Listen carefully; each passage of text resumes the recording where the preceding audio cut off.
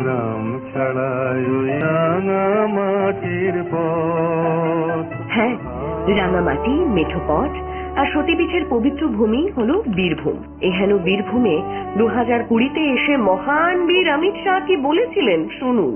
जहाँ तक कृषि का सवाल है, मोदी जी ने लगभग 10 करोड़ किसानों को 95,000 करोड़ रुपया की सहायता विगत 1.5 साल के अंदर दी है।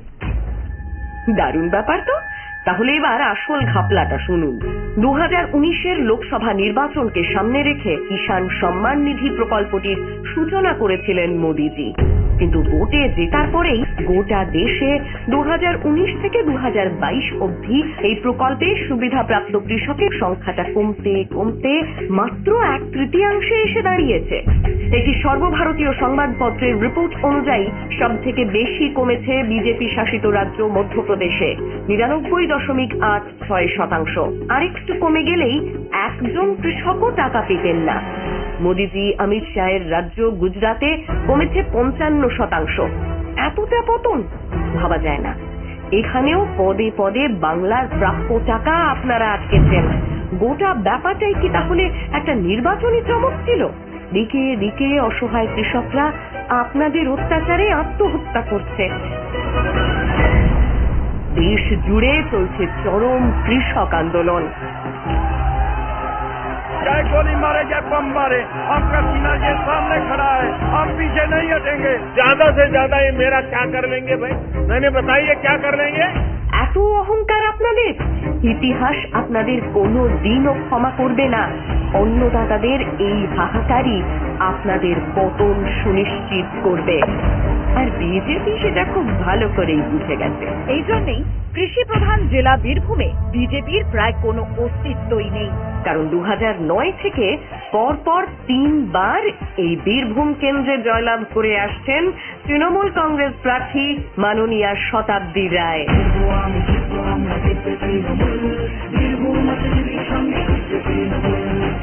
এবারও বীরভূমে বিজেপি স্টাফ হওয়াটা শুধু সময়ের অপেক্ষা।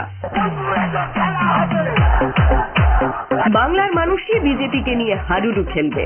আবার আপনারা নাগপুরে পালিয়ে যাবেন, যেমন পালিয়েছিলেন 21-এর নির্বাচনের পরে। এত রেগে যাবেন না অমিত বাবু, বরং আপনার গুরুজি ভার্চুয়াল সভা করে বীরভূমের মানুষদের কি বলছিলেন শুনুন। बीजेपी सरकार हर गरीब के, मध्यम वर्ग के अपने घर के सपने को पूरा करने के लिए पूरी ईमानदारी से जुटी है। মুখে ইমানদারির বুলি ককটালেও আবাস যোজনায় গরিব মানুষের বাড়ি বানানোর কোনো টাকা মোদী সরকার বাংলাকে দেননি। আজকের দিনে দাঁড়িয়ে বাংলার বকেয়া পাওনা কেন্দ্র থেকে 1,15,000 কোটি টাকা, এই টাকা সাধারণ মানুষের খেতে খাওয়া মানুষের টাকা। কেন বছরের পর বছর ধরে টাকা আটকে রেখে দিয়েছেন মোদিজি? কেন?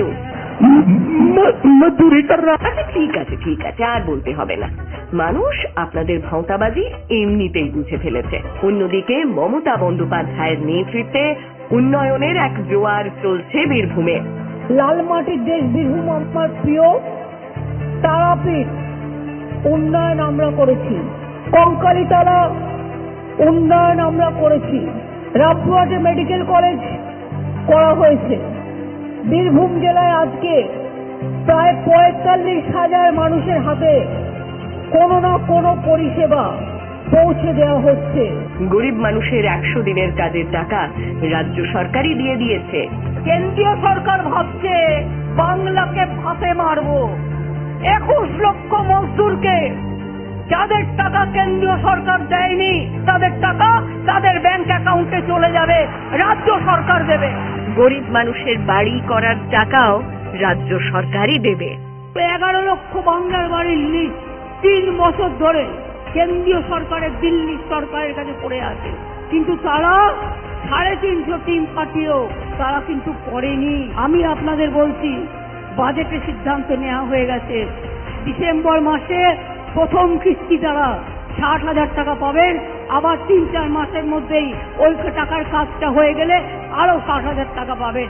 অর্থাৎ 11 লক্ষ বাড়ির টাকা আমরা করে দেবো। সম্প্রতি তৃণমূলের সর্বভারতীয় সাধারণ সম্পাদক অভিষেক বন্দ্যোপাধ্যায়ের নবজোয়ার কর্মসূচি অনুষ্ঠান ঘিরে বীরভূমে দেখা গেছে মানুষের জনজোয়ার। এই বীরভূমের বীরেরা সর্বশক্তি দিয়ে বিজেপির বিরুদ্ধে লড়বে। তাই এবারের ভোট হোক উন্নয়নের নামে, ভোট হোক কৃষক বঞ্চনার বিরুদ্ধে, ভোট হোক বিজেপির বাংলা বিরোধী হিংস্রতার বিরুদ্ধে।